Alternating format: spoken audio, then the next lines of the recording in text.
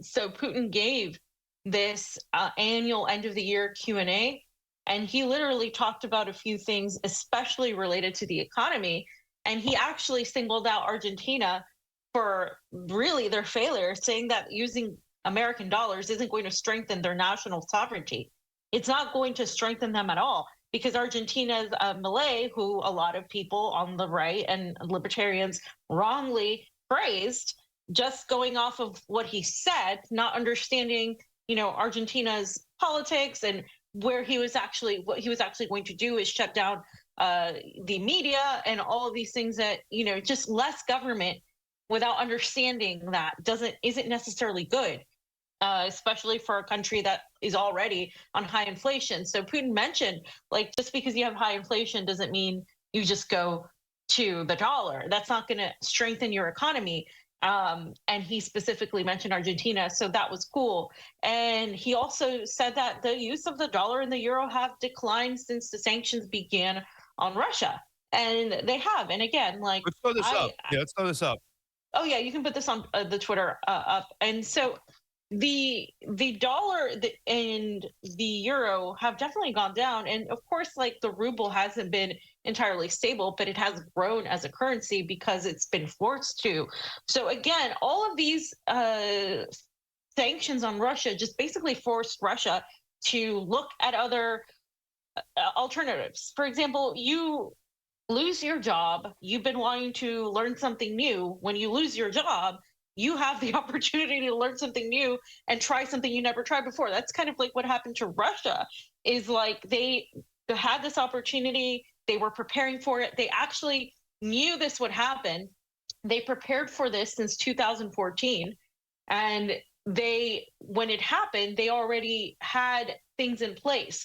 This is why you don't see what happened to say Syria, Cuba, and Venezuela happen to Russia. When Russia has a much bigger economy, it was definitely more prepared, so they were able to sustain themselves in other markets. We can't really compare, a small country like Cuba that only relies on a tourist economy either.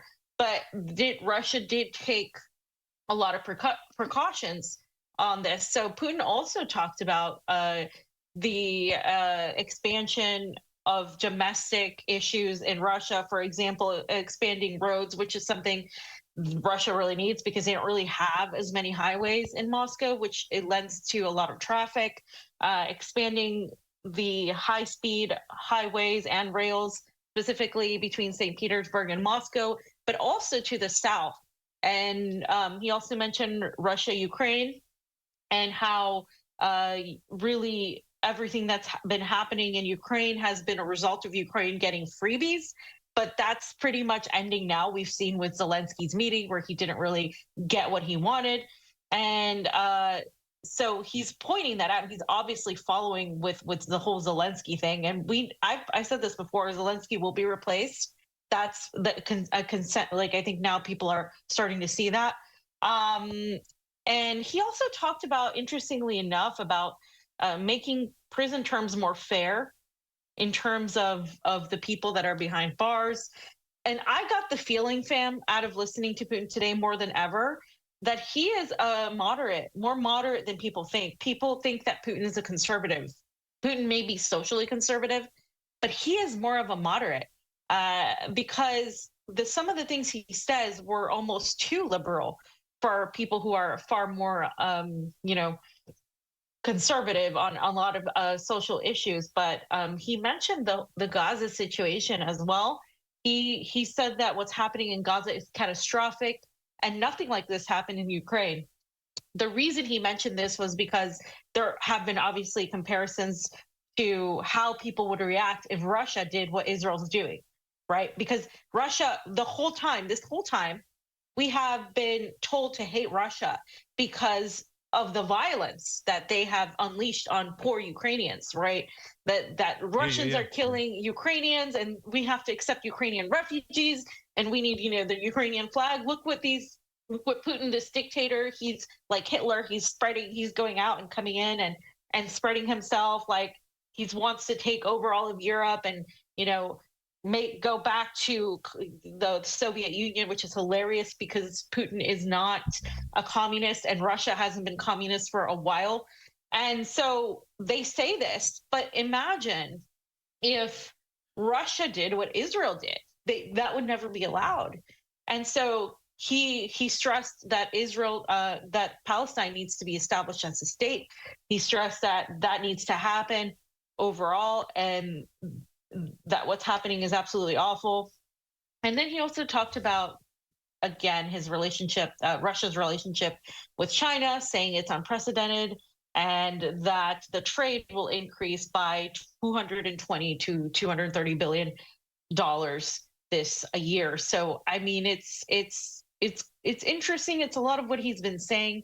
But fam, one of the things I wanted to point out that he said that I think some people found controversial was he mentioned the abortion issue, and he said we need to be careful with abortion, the issue of abortion. He said Russia needs a higher birth rate because there's a lot of land and not a lot of people for this land. I mean, Russia's huge, right? And he said that, but simultaneously, we need to respect the choice of women. Now, I find that pretty liberal, in my opinion, because there are a sector of Russians that are very orthodox and they are very conservative and they don't believe in abortion. So I was kind of like, wow, he's actually saying that, and that's really surprising. He also talked about the issue of religion and saying it's good that we have multiple religions. And then he also talked about healthcare, which he wants to modernize healthcare, and that's going to be a main issue on his presidential run. And then the last thing he talked about was immigration. He talked about the migrants crisis and how migrants do need to be provided if they want to come in and work, that Russia is open to that, which is, I think also a liberal position to have compared to what some conservatives would think. And he did say, of course, what we all know, that the Nord Stream was likely blown up by Americans, and he said it. So, yeah, what do you think of all that, fam? It's like, look, so the other day my sister told me, like, hey, one of my clients wants to meet you. She's a Russian woman, and she's heard that you have some strong feelings about Putin. And I explained to my sister, yeah, I do like Putin as a leader. I always liked Putin as a leader for quite some time. This isn't something that when fam went to Russia to work for RT, I was always sitting on the Putin bandwagon. We ourselves made that I love Putin shirt, kind of, joking around, mocking the Democrats who were, once again, Russia collusion, everything. Let's not forget about that, because something like that can come right back into play. Hillary Clinton. How can we miss you if you don't go away? Hillary is still sticking her nose out there, and talking about Putin. But I mean, these things kind of just like, they resonate with me, and it seems like what a logical leader would do. One of the things I always like to talk about is the fact that we have all these problems with our food in America, right? It's one of the most under talked about things that is happening in the United States with all these GMOs, these plastics, whatnot. Well, Putin put forth a bill or signed a bill into law that doesn't allow GMOs to be put in foods.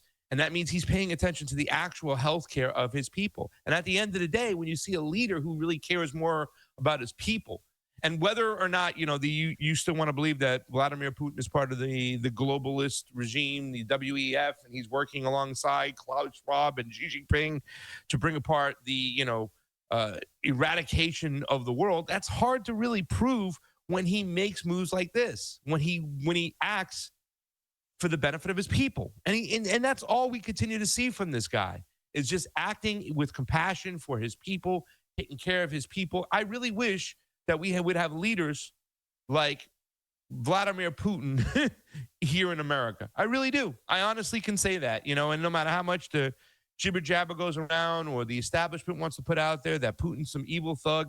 I mean, I think they just voted on a $900 billion package today, fam. I got to get the NDAA came up, and I believe there was some more money and funding for the Ukraine war that they somehow slipped in. Like, they found the way to get it slipped in. I got to check and see what's going on. But I believe that happened, fam. You know what I'm saying? They And did. it's freaking awful at this point. Look what this guy's talking about. Look what his people are doing. Look what's going on. You live in Moscow. You tell me that every single subway station is a museum. It's a museum.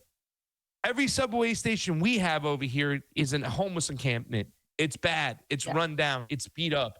We're going the opposite way. They got high-speed rail going all over China from Xinjiang to Beijing, and yet we can't get nothing over here. No infrastructure. And those little Democrats go out and tout an infrastructure bill where we've seen nothing. Nothing has changed.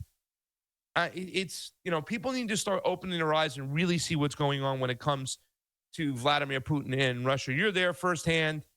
Every single time I watch their media, every single time I hear this guy speak, every single time I see a bill passed, every single time I see Lavrov go do his foreign policy, it emulates what I would like. Does that mean I agree with every single decision they make? Hell no. But they're surely on the right track, the Russian Federation and whatnot. And people need to open their eyes to it. But it's really hard to open their eyes, fam, when they constantly get demonetized, censored, banned, and the whole nine yards. RT is still not on YouTube, and it just shows you, what I'm saying, that they're going to continue this mass form of censorship so they can always demonize a person like Vladimir Putin, regardless of what he just said. There's so many things he said that you'd be like, yeah, I agree with that. Yeah, I agree with that. Yeah, I wish we had that. And and I just want to, in closing, I just want to say he answered questions from like the public. And one of the main questions from the public of worry was the price of eggs. The price of eggs has gone up in Russia, and it has become like a major issue. And he talked about the price of eggs and how it needs to go down, and they're right. And there was also the cost of chicken has gone up. That's been another issue.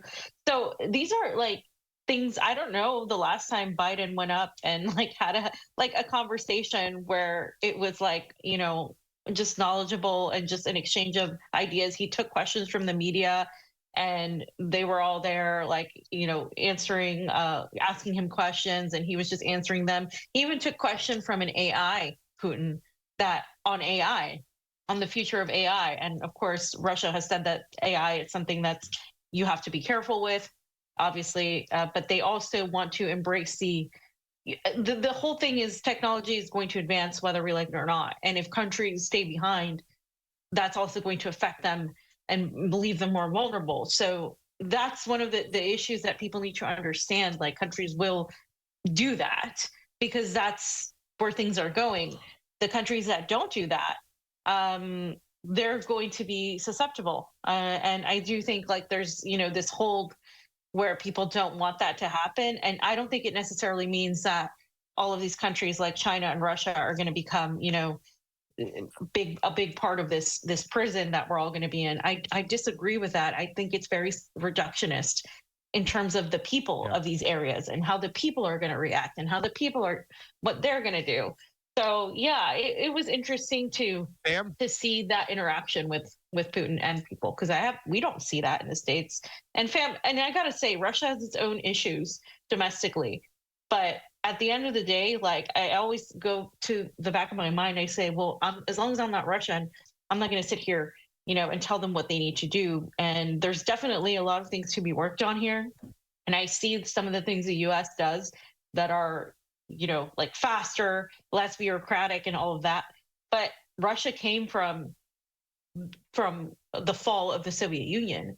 So they've had to like come back and rebuild. Whereas like we came from having it all, and we're literally falling in the US. We're dipping in, and like China's already there. It's not even Russia. China's already there. China is the future.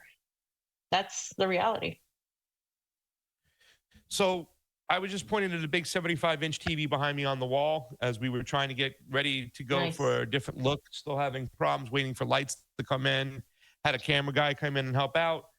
Short story long, I had that 75-inch TV on the other day, and I was watching some mainstream media news going around, and Newsweek was on, right? So Newsweek, I put like, let me check out Newsmax. Is it Newsmax? Newsmax, right? The conservative channel. Yeah. And so they're doing this whole thing. As obviously, if you watch, mainstream media, MSNBC or MSDNC, whatever you want to call it, or CNN, like how anti-Trump they are, and just losing their mind, and like people are just shitting their pants. So Newsmax was doing this Biden thing where they were just kind of going after Biden and embarrassing him and showing how, he have cognitive dissonance and he's losing his mind and he doesn't know what's going on, and that he does the whispering thing. But short story long, fam, right after it, a Putin special was coming on. It was like getting in the mind of Putin. And the way they were kind of just making him out to be like Thanos, and like he's this deep, dark secret, and trying to explain this of what he's thinking and what is going on.